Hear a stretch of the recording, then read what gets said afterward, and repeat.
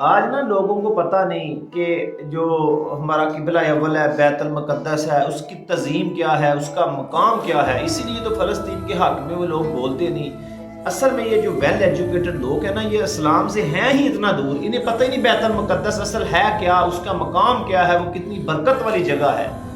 تو آج میں آپ کو بتاتا ہوں کہ اللہ تبارک و تعالیٰ قرآن کریم میں ارشاد فرماتا ہے، پاک ہے وہ اللہ جو رات کے ایک حصے میں اپنے بندے کو مسجد حرام سے بہت دور کی اس مسجد جس کو مسجد اقصیٰ کہتے ہیں تک لے گیا، جس کے ارد گرد کو اللہ کہتا ہے ہم نے بہت برکت دی ہے تاکہ ہم اسے اپنی کچھ نشانیاں دکھائیں۔ بلا شبہ وہی سب کچھ سننے والا اور سب کچھ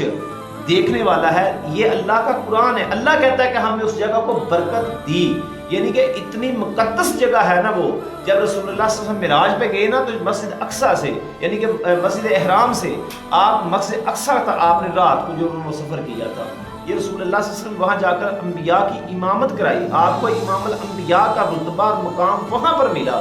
اور وہ ہمارا پہلا قبلہ اول بھی ہے۔ تو ایسے مسلمان ہمارا حق بنتا ہے کہ ہم اگر کچھ کر نہیں نہ سکتے، ایمان کی کمزور ترین علامت تو پوری کریں، دل سے تو برا جانے، اپنی جو حق والی آواز ہے وہ تو فلسطین کی حمایت کے لیے ہم بلند کر سکتے ہیں نا،